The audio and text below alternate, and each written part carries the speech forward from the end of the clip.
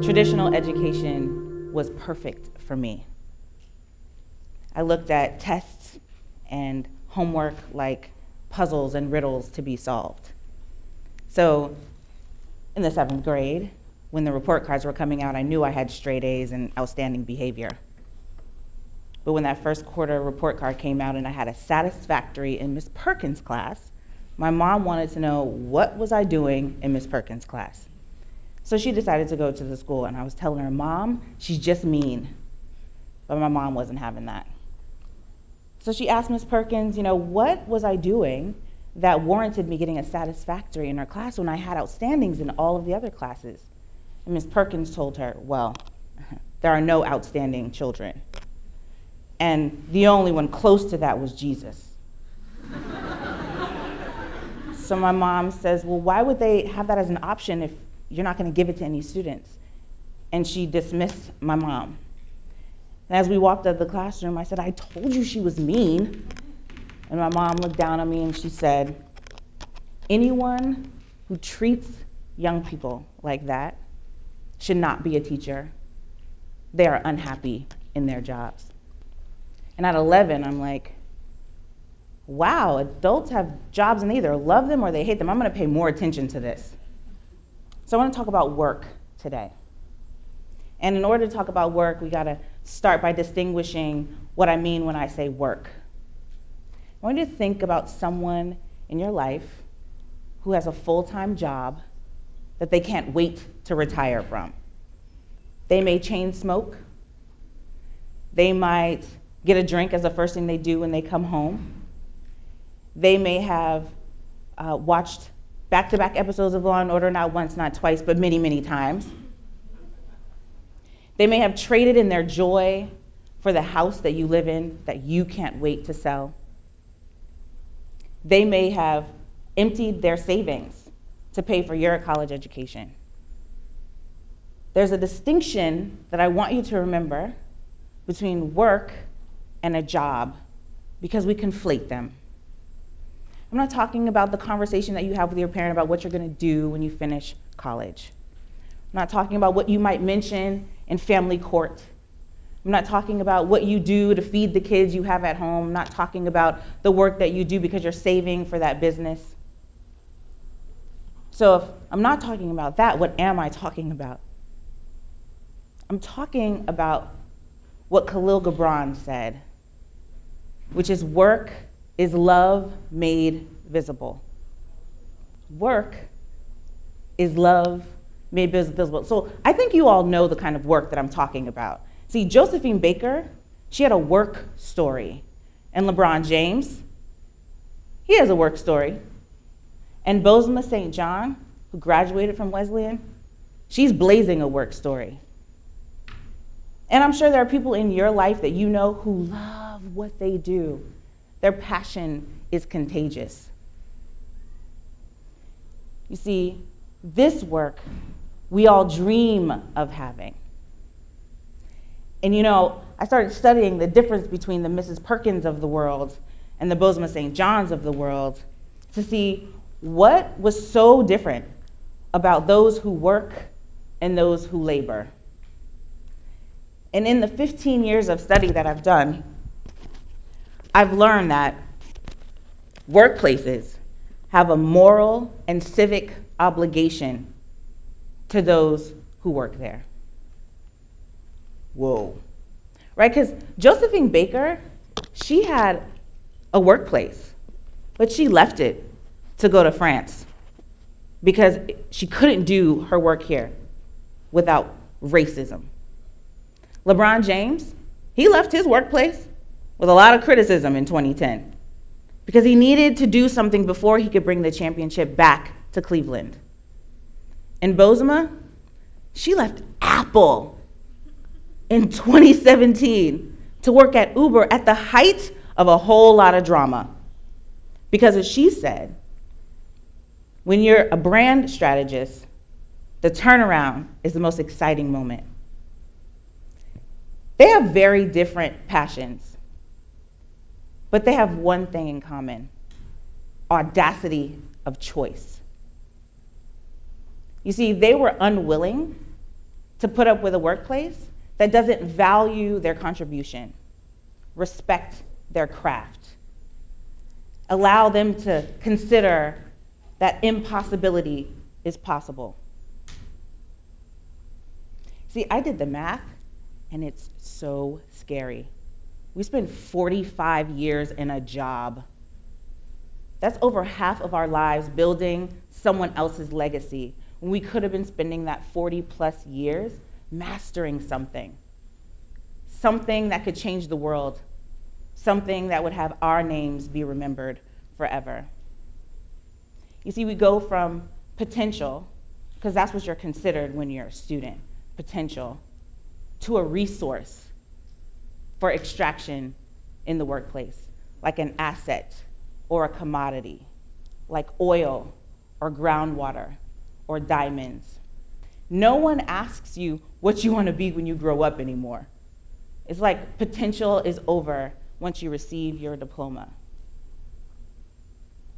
And I figured, I have a lot that I want to contribute to the world, and so let me look a little bit deeper into this.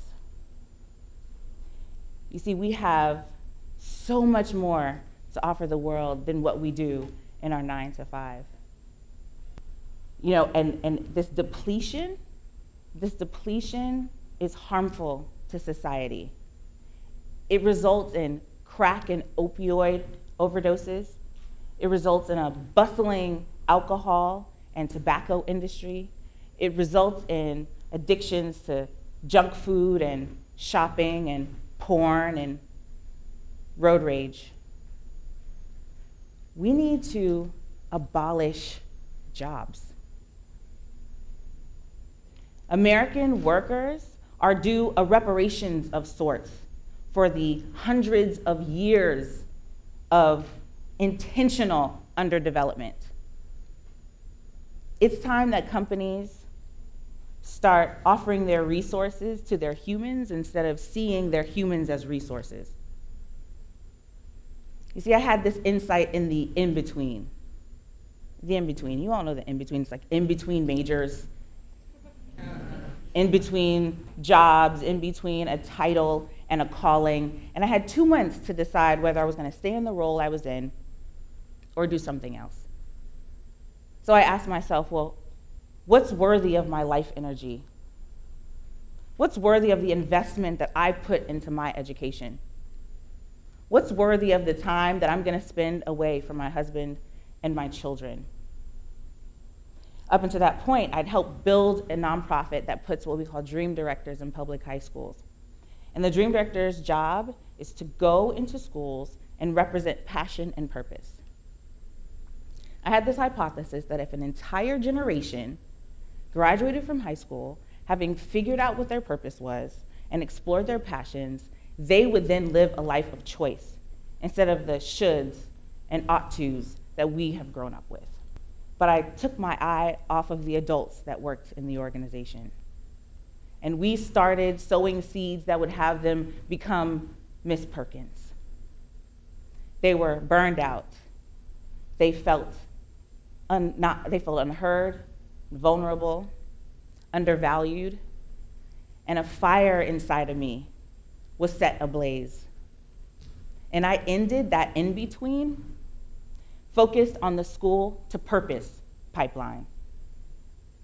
And in this new role that I had, in a nonprofit, I might add, I figured I'm going to experiment with organizing our accountabilities. So we're not going to call it the job description, we're going to call it the practice. And people would put their individual purpose up against our organization's mission. And we wouldn't think about the outcomes, because you were hired for that. We're going to think about what you want to refine every single day.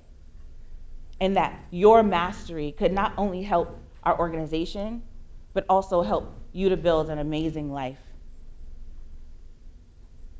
But every time I got further and further in this journey, I found myself up against a formidable foe: capitalism. So I know, I said I work at a nonprofit, but nonprofits follow for-profits. And if I couldn't prove how we were going to save money, get more funders, or spread our work to more schools, what I was doing, investing in our employees, was considered mission drift. And I would tell anyone who would listen, if we had our team live out our mission, we would probably go way beyond our annual goals and our quarterly OKRs. But I was up against capitalism. And capitalism has no moral or civic obligation. Capitalism's introduction to work in this country was slavery and indentured servitude. Capitalism in this country has led to a labor-based workforce versus a purpose-driven workforce. Capitalism, if had its way, would have avoided us creating the laws that say that we can take care of ourselves if we're sick, that children shouldn't be exploited, that we should be able to stop work and go pee or eat, that no one should be able to force themselves on us in the workplace. So if you're within the area where you can hear my voice, which is all of you in this room, and potentially anyone who sees this afterwards, I want you to listen to me good. We have choice. Your work should be your passion. You should be fulfilling on your purpose. There are now CEOs and founders who see their employees as their first customers, who ensure that you have nutritious food and gym memberships and a life coach on site and unlimited vacation. We can take ourselves away from these companies and work with Uber or Fiverr or TaskRabbit until they invest in us.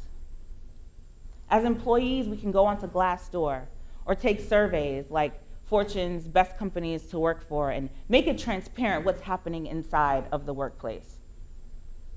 Because just in the same ways that we don't want to give our money to anyone who uses slave labor, we can create a new cultural barometer for the workplace. Now, it may seem like, yeah, this isn't coming anytime soon. But trust me, I'm the alarm. We choose labor no more. We say we'd rather have work over labor.